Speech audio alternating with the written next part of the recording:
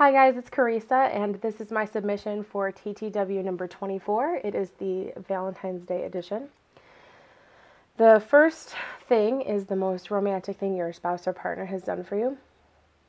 This was tough for me because Mike is actually very romantic, and especially when we first started dating, he was constantly surprising me. I remember one day he picked me up from work, and when I got in the car, I turned around and looked at him, and I saw a flash.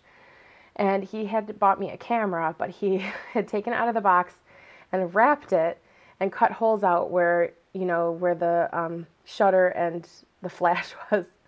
So there's a picture of me all surprised by the flash from when he bought me my first camera. And it was still like a film style camera. We got together in the olden days. But there are so many things. But the first thing that stuck out to me was our first Valentine's Day together. He bought me this jar and he covered it in paint and stickers. Something that I don't know that he would do these days. And on the top he wrote, "I love you because." And the inside of this jar was filled with Hershey Kisses. And the center of it was a candle. And the candle was just a gift. And the Hershey Kisses, he had taken all of the slips out, the little flags, and cut out pieces of paper the same size as the flags. You can see them in there.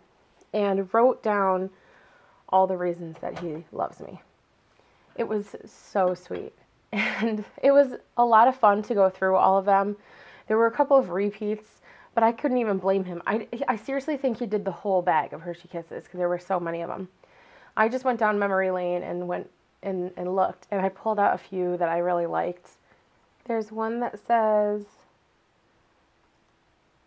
"You worry about me, you give me butterflies, and you put up with me." So that kind of sticks out in my mind.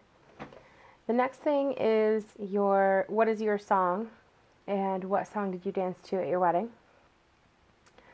I guess we don't really have a song. If we do, I forgot. If I were to ask him, if you were to ask both of us, we might say like Everlong by the Foo Fighters or Sunday Morning by Maroon 5, maybe. But for our wedding, the song that we danced to kind of was our song at the time. I was very, I let Mike pick the song for the first dance. And I say that, but I was very, anti-wedding and anti-bride. I was just like, yeah, that's good. It's just a party. It's just a day. And I really tried not to be like Bridezilla. That was way before Pinterest, though. If I had to plan a wedding these days, it'd probably get pretty ugly. It'd probably be, I guess, let's just hope that it doesn't ever have to happen. So I let him pick the wedding song or the first dance song, and he picked Cruisin' by D'Angelo. And it was a song we used to listen to a lot, and we used to drive around together in his truck and just go from city to city, in the summertime with the windows down, listening to music. Sometimes we'd stop and get ice cream. We just like to be together. And the song was so perfect, except until the night of the wedding, while we're dancing to it, I didn't realize how long it was. It's a 7-minute long song.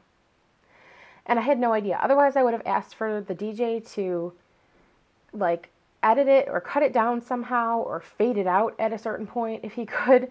People were, walking away and getting tired of watching us dance. And frankly, we were dancing like how 2 middle schoolers dance because we don't officially know how to dance. So it was just awful.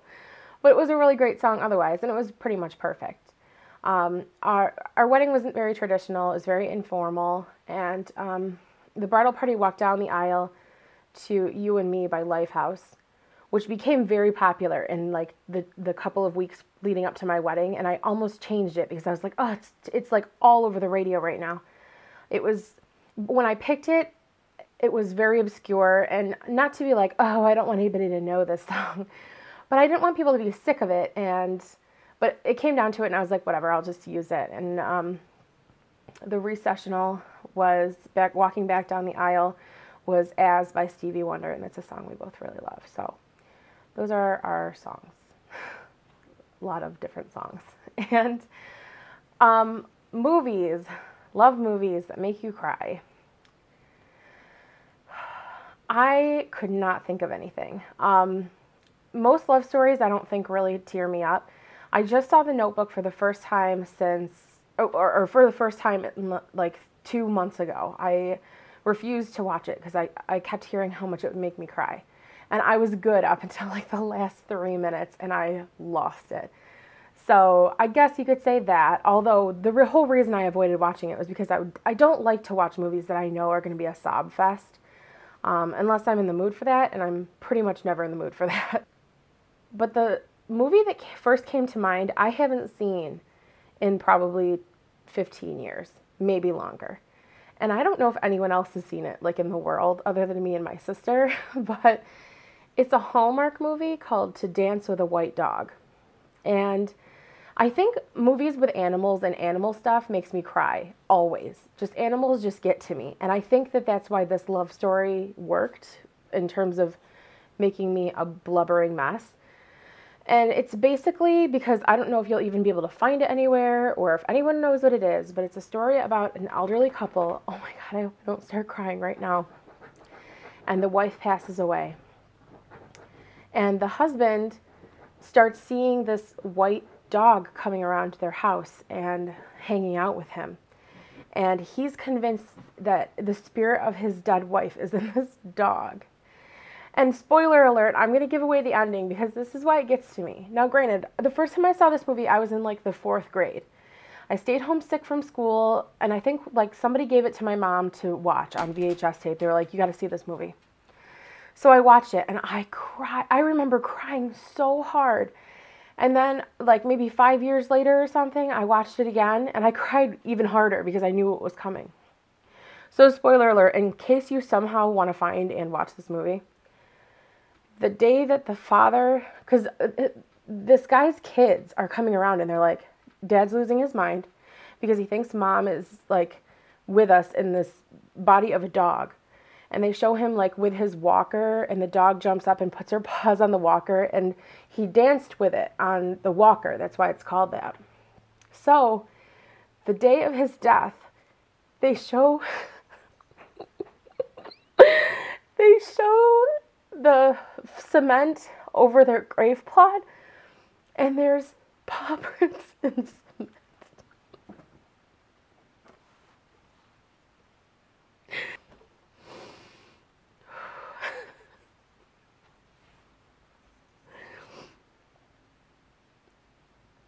So that movie made me cry a lot. So much so that I can't even think of another one that has affected me so much since. Clearly, I'm not over it.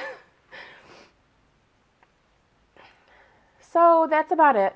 And I know Lisa brought up the movie Up, and I actually didn't enjoy that movie because of the beginning of it. It broke my heart so much that I watched the rest of the movie, but it just hit too close to home, and I wasn't expecting that. I guess if I knew about it, I don't know. And if you're in like the TTC community, I don't know how you felt when you saw it, but that it like kind of hit me real hard. It was like taking a shot to the stomach when you're not expecting it. And so the whole rest of the movie was great. I'm sure I would have really loved it, but the fact that the beginning just was so sad, I kind of hate the movie for that reason. I can't forgive myself for being blindsided by that. So anyway, now that this has become incredibly long and rambly and embarrassing, I'm going to go leave a video response to Lisa's TTWs. That's the things this week. I'll link her channel below, and I look forward to seeing your videos as well. Thanks, guys.